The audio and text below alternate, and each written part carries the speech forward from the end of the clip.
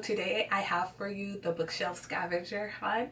I was searching online for tags and I came across this one and it seemed like such a fun idea. So we're just gonna go get right into it. The first thing on the list is to find an author's name or title with the letter Z in it. The Book Thief by Marcus Zuzak. Find a classic. This is actually turning out to be really easy. I have The Catcher in the Rye by J.D. Salinger. Find a book with the key on it. Okay. This is actually getting to be super easy right now. This book is called The Blackthorn Key. It's falling apart. But yeah, it has a key on it. And I have another book. Oh no, that has a keyhole, not the actual key. Find something on your bookshelf that's not a book. Here is this mug that says I'm in love with cities I've never been to and people I've never met, and it has a whole bunch of different landmarks for the cities, like the Statue of Liberty, the Eiffel Tower, Big Ben, and stuff like that. And I love this mug. It's so cute. Find the oldest book on your shelf. That one's gonna be hard because I don't know the oldest book on my shelf. We're gonna go with I think I took off actually all the books that I first got, so I know my books on my shelf are pretty new, and we're gonna go with the dinkiest book I could find on the shelf, and this is George Orwell's Animal Farm. If you can see, it's pretty torn up. Yeah, it's pretty dinky. Looks like it's been through some things. The next one is Find a Book with a girl on the cover, which is practically every YA book. Come on. That's so easy. We're gonna go with LG because it has a girl on the cover by Amanda Hawkins. The next one I have here is Find a Book with a boy on the cover. I have Percy Jackson and the Titan's Curse, and there's Percy himself on the cover. The next one, it says Find a Book that has an animal in it. So I'm gonna go with Rampant by Diana Petrofield. It's about killer unicorns and it's very fun. The next one says Find a Book with a male protagonist. I'm gonna go with The Trials of Apollo by Rick Riordan. The next book is Find a Book with only words on it. That one's a little harder. But not impossible. I know the perfect one. I'm thinking of Ending Things by Ian Reid, and it's a really cool cover with words. Find a book with illustrations in it. For this one, I have Everything, which the movie's coming out soon, by Nicola Yoon, and it has cute little illustrations in it, like this of her computer.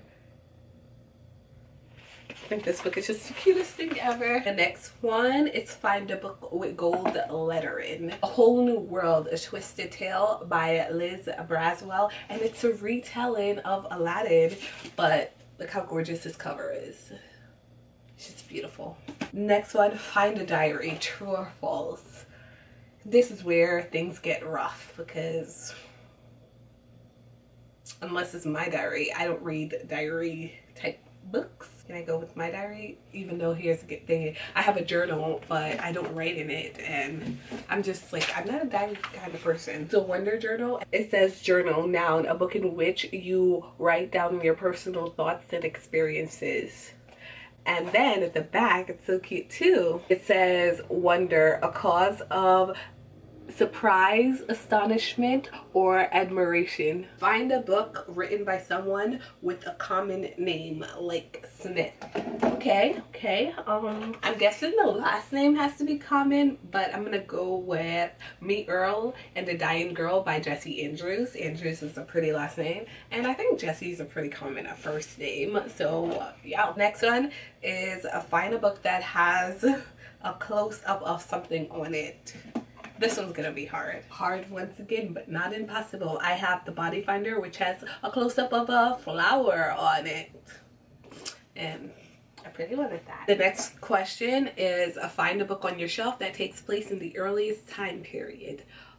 Okay, I don't have many books that take place in early time periods because I'm more of a 2000 and above kind of girl, but I do have one book that I haven't read that takes place in an early time period, and those are the Luck series. I only bought it because it was $1, and honestly, in retrospect, I'm just like, I just need to stop buying books because they're cheap. This is a problem of mine. And yeah, it takes place in the 1900s, so that's it for this book. The next one is find a hardcover without a jacket. Okay, and this one is just impossible. I lied. I was gonna say I don't have a hardcover without the dust jacket on it, but then I just remembered it's like this. Oh my gosh, I'm so excited that this one actually just came so easy. And the other one, it's Summer Days and Summer Nights, or My True Love Gave to Me, and it's the UK edition, so it's the hardcover, just like it's the hardcover, but it's one of those like weird hardcovers that the dust jacket, there's no dust jacket, but it's such a pretty book, isn't it? Like, look at those colors. Yeah, find a teal or turquoise colored book. For this one, I'm going to go with The Lovely Bones because it got a mixture of colors in it. It kind of matches the teal description. It has a mixture of blues there. The next one says find a book with stars on it. I think this one's gonna be harder because I have to think about it. So we're gonna go with The Replaced. And I think if you look closely, these things, because this place, I think this is like the solar system. And so I think up here, or these tiny little dots all around it, are stars. You know, I may be pushing it, but I'm gonna go with that. Find a non-YA book. I do have non-YA books, surprisingly. You know, they're just romance books, cute little mass market paperback romance books, and this one is just The Resurrectionist by Sierra Woods. Yeah, I just grabbed anyone from my shelf. The next one is find the longest book you own. For this question, I'm gonna have to go with Twilight and Life and Death, because that's two 300-page books combined, which equals to a stunning over 700-page book. Well, it's 300 plus pages in each book. So yeah, roughly a little over around 700, give or take a few. The next one is find the shortest book you own. For the shortest book I own, it's Ben Fox, Squirrel Zombie Specialist at Your Service by Daisy Whitney. Yeah, so it's just a little children's book. Oh, and it also has an illustration in it, so I could have used that. But it has 121 pages. The next one is find a book with multiple POVs, and we're gonna go back to some, sorry about that little dance thing I did there, but we're gonna go back to Rick Riordan because The Lost Heroes is taking place with like 3 different characters, or we could even do the Blood of Olympus, which like, oh, not the Blood of Olympus, the Mark of Athena, which has the point of view of 5 different characters. So yeah, the next one is find a shiny book. I'm gonna go with this ugly book cover. What's it called? Luck's Beginnings by Jennifer L. Armentrout, and it's like holographic, shiny. You can see that. It's just, it's shiny. You can say that.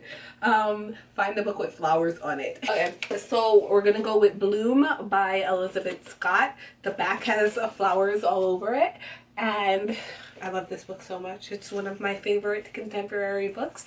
But yes, that's the last question, and the scavenger hunt was pretty fun. So thank you so much for watching, and I hope you enjoyed it. Until next time, goodbye.